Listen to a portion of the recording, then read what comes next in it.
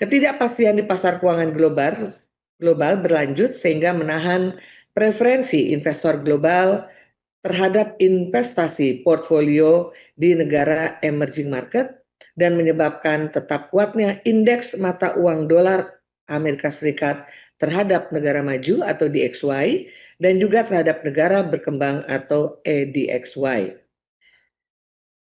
Perkembangan ini mengharuskan penguatan respon dan sinergi kebijakan fiskal dan moneter guna memperkuat ketahanan eksternal, menjaga stabilitas, dan mendorong pertumbuhan ekonomi domestik. Pertumbuhan ekonomi Indonesia tetap terjaga baik dan perlu terus didorong untuk memperkuat momentum pertumbuhan. Pertumbuhan ekonomi Indonesia triwulan 2 2026 tercatat sebesar 5,29% secara year on year, melanjutkan pertumbuhan pada triwulan sebelumnya yang sebesar 5,61% year on year. Pertumbuhan tersebut banyak ditopang oleh stimulus fiskal yang berdampak pada peningkatan konsumsi pemerintah dan investasi. Konsumsi pemerintah tetap tumbuh tinggi bersumber dari peningkatan belanja pegawai termasuk pembayaran gaji ke-13 serta belanja barang dan jasa terkait program makan bergizi gratis atau MBG. Sementara itu, konsumsi rumah tangga tetap baik meskipun perlu terus ditingkatkan memanfaatkan momentum kuatnya stimulus fiskal. Demikian pula ekspor juga perlu terus didorong sehingga makin memperkuat struktur pertumbuhan ekonomi. Kedepan, pertumbuhan ekonomi diperkirakan akan tetap baik, ditopang oleh implementasi berbagai program stimulus pemerintah dan keyakinan pelaku ekonomi yang terjaga. Bank Indonesia akan terus memperkuat bauran kebijakan melalui kebijakan moneter, makroprudensial, dan sistem pembayaran yang terus bersinergi erat dengan kebijakan pemerintah untuk menjaga stabilitas dalam rangka mendorong pertumbuhan ekonomi. Bank Indonesia memperkirakan pertumbuhan ekonomi Indonesia 2026 berada dalam kisaran 4,9 hingga 5,7%. Kinerja neraca pembayaran Indonesia atau NPI harus terus diperkuat untuk mendukung ketahanan eksternal. Neraca perdagangan periode Januari hingga Juni 2026 secara kumulatif mencatat surplus sebesar 3,58 miliar dolar dengan perkembangan Juni 2026 mencatat defisit 0,45 miliar dolar AS. Dari transaksi modal dan finansial, aliran investasi portfolio asing pada triwulan 3 2026 hingga tanggal 14 Agustus 2026 mencatat net inflow sebesar 1,8 miliar dolar Amerika Serikat. Ditopang penerbitan global bonds pemerintah serta inflow pada surat berharga atau SBN dan sekuritas rupiah Bank Indonesia atau SRBI. Posisi cadangan devisa Indonesia pada akhir Juli 2026 tetap terjaga sebesar 145,3 miliar US dollar setara dengan pembiayaan 5,5 bulan import dan 5,3 bulan import dan pembayaran utang luar negeri pemerintah. Serta berada di atas standar kecukupan internasional yaitu 3 bulan import. Kedepan, Bank Indonesia memperkirakan ketahanan eksternal tetap kuat ditopang dengan sinergi kebijakan pemerintah dan Bank Indonesia dalam menghadapi gejolak global. Nilai tukar rupiah menguat didukung respon kebijakan stabilisasi Bank Indonesia. Nilai tukar rupiah pada tanggal 18 Agustus 2026 tercatat 17.855 per dolar Amerika Serikat dan ini menguat 0,78% point to point dibandingkan dengan level akhir Juli 2026. Perkembangan ini didukung dengan strategi Bank Indonesia dalam mengoptimalkan seluruh instrumen moneter dan memperluas kebijakan insentif untuk meningkatkan aliran masuk investasi portfolio asing dan memperkuat stabilitas nilai tukar rupiah, sekaligus mempercepat pendalaman pasar uang dan pasar falas atau PUFA. Insentif bagi swap jual lindung nilai dinaikkan menjadi sebesar 12,5% dan insentif bagi DNDF jual lindung nilai diberikan sebesar 15%.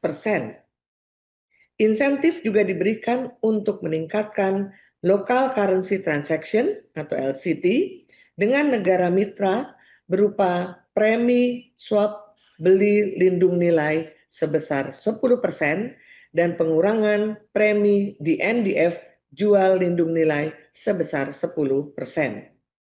Bank Indonesia akan terus menempuh berbagai strategi untuk menjaga stabilitas nilai tukar rupiah. Ke depan, nilai tukar rupiah diperkirakan akan tetap stabil, didukung dengan penguatan respon kebijakan stabilisasi Bank Indonesia. Inflasi atau indeks harga konsumen tetap terjaga dalam sasaran. Inflasi IHK pada Juli 2026 tercatat 2,88% year on year, dan ini lebih rendah dibandingkan dengan realisasi bulan sebelumnya sebesar 3,34% year on year. Perkembangan ini didukung dengan inflasi inti yang terjaga, yaitu 2,76% year on year, didukung oleh konsistensi kebijakan Bank Indonesia. Inflasi kelompok administered price tercatat 3,58% year on year, seiring dengan penyesuaian harga bahan bakar minyak non-subsidi jenis Pertamax. Sementara itu, inflasi kelompok volatile food melambat menjadi 2,52% year on year, dipengaruhi oleh panen komoditas hortikultura, aneka cabai, dan bawang merah. Ke depan, Bank Indonesia akan terus memperkuat respon bauran kebijakan moneter agar inflasi tetap terkendali dalam sasaran 2,5 plus minus 1% pada tahun 2026 dan 2027. Termasuk stabilisasi nilai tukar rupiah guna memitigasi dampak rambatan global dari imported inflation.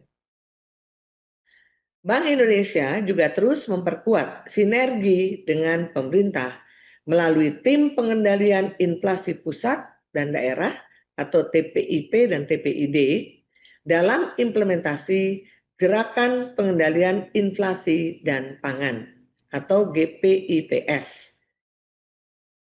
Hal ini, Gerakan Pengendalian Inflasi dan Pangan Sejahtera atau GPIPS.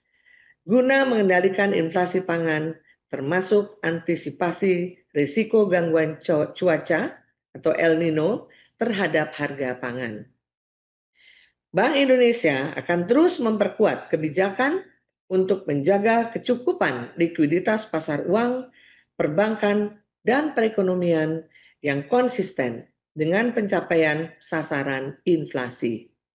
Uang primer atau M0 pada Juli 2026 tumbuh sebesar 18,3% year on year, didukung dengan berbagai langkah yang ditempuh oleh Bank Indonesia dalam menjaga kecukupan likuiditas. Dari komponennya, pertumbuhan M0 pada Juli 2026 terutama dipengaruhi oleh giro Bank Umum di Bank Indonesia yang tumbuh sebesar 22,4% year on year, dan uang kartal yang tumbuh sebesar 15,1% year on year. Dari faktor yang mempengaruhi, pertumbuhan M0 pada Juli 2026 dipengaruhi oleh operasi moneter Bank Indonesia dan ekspansi operasi keuangan pemerintah. Sejalan dengan itu, uang beredar dalam arti luas atau M2 8,7% year on year. Dari faktor yang memengaruhi, pertumbuhan M2 terutama dipengaruhi oleh penyaluran kredit dan tagihan bersih kepada pemerintah pusat. Ke depan, berbagai upaya penguatan untuk menjaga kecukupan likuiditas pasar uang, perbankan, dan perekonomian akan terus ditempuh sehingga dapat menjaga stabilitas dan turut mendukung pertumbuhan ekonomi.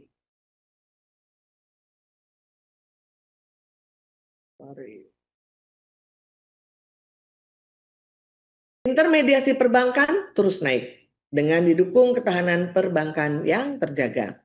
Kredit perbankan pada Juli 2026 tumbuh 13,58% secara year on year, meningkat dari pertumbuhan pada Juni 2026 sebesar 12,67% year on year. Perkembangan positif tersebut didukung oleh kebijakan makroprudensial longgar yang terus ditempuh melalui optimalisasi kebijakan insentif likuiditas makroprudensial atau KLM.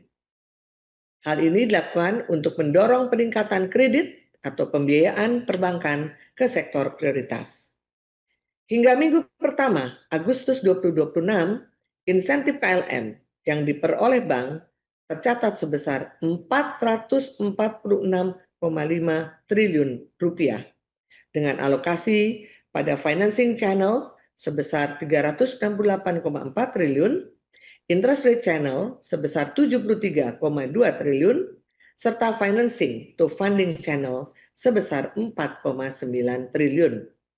Sementara itu, ketahanan perbankan juga tetap kuat dan mendukung pertumbuhan kredit dengan rasio kecukupan modal atau capital adequacy ratio atau CAR pada Juni 2026 tercatat tinggi sebesar 23,7%. Rasio kredit bermasalah (NPL) perbankan secara agregat tetap rendah di level 2,09% secara bruto dan 0,82% secara neto pada Juni 2026. Rasio alat likuid terhadap dana pihak ketiga atau AL per DPK tercatat stabil 23,1 pada Juli 2026. Transaksi ekonomi dan keuangan digital pada Juli 2026 tetap tumbuh, didukung oleh sistem pembayaran yang aman, lancar, dan andal, serta infrastruktur yang stabil dan struktur industri yang sehat. Volume transaksi pembayaran digital mencapai 5,5 miliar transaksi atau tumbuh 28,69% year on year pada Juli 2026, didukung oleh perluasan akseptasi pembayaran digital. Volume transaksi melalui internet dan aplikasi mobile masing-masing tumbuh 9,39% year on year dan 24,25% secara year on year. Dan ini termasuk transaksi kris yang terus tumbuh tinggi mencapai 82,42% year on year. Hal ini didukung dengan peningkatan jumlah pengguna dan merchant pada kris. Dari sisi infrastruktur, volume transaksi retail melalui BI Pass mencapai 546 juta transaksi atau tumbuh 31,62% secara year on year dengan nilai transaksi mencapai 1.355 triliun rupiah. Sementara itu, volume transaksi nilai besar melalui BI RTGS tercatat sebanyak 0,99 juta transaksi atau tumbuh 3,12% year on year dengan nominal transaksi BI RTGS tumbuh 1,54% year on year mencapai 20.097 triliun rupiah. Dari sisi pengelolaan uang rupiah, uang kartal yang diedarkan atau UYD tumbuh 15,10% year on year menjadi Rp1.314 triliun. Selain itu, Bank Indonesia juga terus menjaga ketersediaan uang rupiah dalam jumlah yang cukup dengan kualitas yang layak edar di seluruh wilayah Negara Kesatuan Republik Indonesia, termasuk daerah terdepan, terluar, dan terpencil atau 3T.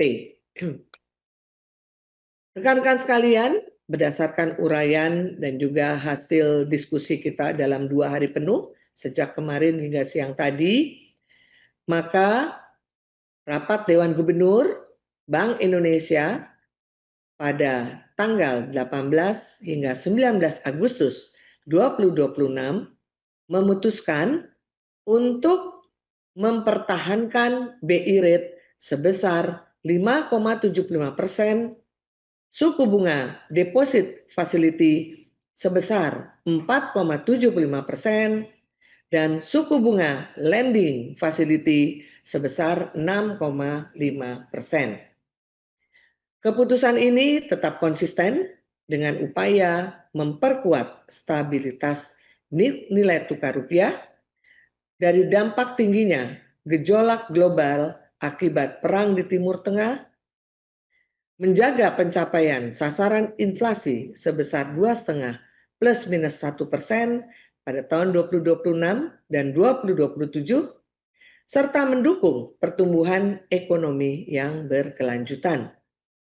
Bank Indonesia juga akan terus memperluas kebijakan insentif dan sejumlah kebijakan lain untuk meningkatkan aliran masuk modal asing dan memperkuat stabilitas nilai tukar rupiah, meningkatkan likuiditas, dan mengurangi segmentasi likuiditas di pasar uang dan perbankan, serta mempercepat pendalaman pasar uang dan pasar falas. Sementara itu, kebijakan makroprudensial dan kebijakan sistem pembayaran tetap diarahkan untuk turut mendorong pertumbuhan ekonomi. Kebijakan makroprudensial longgar terus diperkuat untuk mendorong pertumbuhan ekonomi melalui peningkatan kredit atau pembiayaan ke sektor real dengan tetap menjaga stabilitas sistem keuangan. Kebijakan sistem pembayaran tetap diarahkan untuk turut mendukung kegiatan ekonomi melalui perluasan akseptasi pembayaran digital, penguatan struktur industri sistem pembayaran, serta peningkatan keandalan dan ketahanan infrastruktur sistem pembayaran. Arah bauran kebijakan moneter, makroprudensial, dan sistem pembayaran dalam rangka memperkuat stabilitas dan turut mendorong pertumbuhan ekonomi berkelanjutan juga didukung dengan langkah-langkah kebijakan sebagai berikut. 1. Memperkuat efektivitas implementasi kebijakan moneter untuk stabilisasi nilai tukar rupiah dan menjaga inflasi 2026 dan 2027 dalam kisaran 2,5 plus minus 1% dengan yang pertama, mengoptimalkan strategi intervensi valuta asing guna memperkuat stabilisasi nilai tukar rupiah, baik melalui transaksi non-deliverable forward atau NDF di pasar luar negeri, maupun transaksi spot dan domestic non-deliverable forward atau DNDF di pasar domestik. Kedua, mengelola struktur suku bunga di pasar. Maksud saya, struktur suku bunga di pasar uang sejalan dengan kebijakan BI rate dan suku bunga instrumen operasi moneter pro market disertai dengan penguatan strategi operasi moneter pro market. Yang ketiga, menjaga kecukupan likuiditas di pasar uang dan perbankan dengan memastikan pertumbuhan uang primer lebih dari 10% atau double digit sesuai dengan ekspansi moneter. Kedua, memperkuat efektivitas stabilisasi nilai tukar rupiah dan menjaga kecukupan likuiditas rupiah dalam melakukan perluasan transaksi underlying pendanaan luar negeri yang dapat memperoleh insentif pengurangan premi bagi swap jual lindung nilai atau swap beli lindung nilai kepada BI sebesar 12,5%.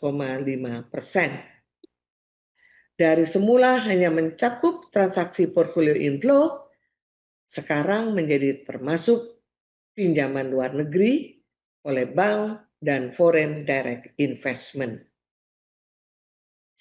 Transaksi swap lindung nilai tersebut berjangka waktu paling lama 12 bulan dengan masa kontrak paling lama 3 tahun, dan transaksi swap lindung nilai ini dapat diperpanjang atau di rollover sesuai sisa jangka waktu kontrak lindung nilai. Perluasan transaksi instrumen swap lindung nilai berlaku efektif pada minggu kedua September 2026 untuk dana pinjaman luar negeri dan foreign direct investment yang masuk sejak tanggal 1 Juli 2026. Yang ketiga, memperkuat persiapan implementasi kebijakan makroprudensial terkait dengan: pertama, kebijakan insentif likuiditas makroprudensial pendalaman pasar uang atau KLMPPU untuk menjaga kecukupan dan mendorong redistribusi likuiditas dengan tetap mendorong penyaluran kredit atau pembiayaan ke sektor-sektor prioritas yang akan mulai berlaku efektif pada tanggal 1 September 2026. Dua, kebijakan rasio pembiayaan inklusif makroprudensial atau RPIM untuk mendorong penyaluran kredit atau pembiayaan perbankan kepada sektor inklusif dan berkelanjutan yang akan berlaku efektif tanggal 1 Oktober 2026. Keempat, memperkuat implementasi langkah-langkah digitalisasi sistem pembayaran sesuai dengan Blueprint Sistem Pembayaran Indonesia atau BSPI 2030 untuk mendukung pertumbuhan ekonomi dan memperluas kegiatan ekonomi digital serta keuangan inklusif dengan cara yang pertama, mendorong implementasi Kartu Kredit Indonesia atau KKI yang telah diluncurkan pada tanggal 17 Agustus 2026 yang lalu dan memperkuat kesiapan industri untuk perluasan kebijakan Merchant Discount Rate atau MDR KRIS sebesar 0% untuk transaksi sampai dengan Rp100.000. Dan kebijakan ini berlaku pada tanggal 1 Oktober 2026. Kedua, menyelenggarakan Festival Ekonomi Keuangan Digital Indonesia yang berkolaborasi dengan Indonesia Fintech Summit dan Expo atau FECDI dan IFSE pada tahun 2026 tanggal 24 hingga 26 September 2026 serta bersinergi dengan Kementerian Koordinator Bidang Perekonomian, Otoritas Jasa Keuangan, dan Industri Keuangan. 5. Memperkuat koordinasi kebijakan dengan pemerintah, Komite Stabilitas Sistem Keuangan, dan pemangku kepentingan lainnya dalam upaya menjaga stabilitas dan turut mendukung pertumbuhan ekonomi yang berkelanjutan.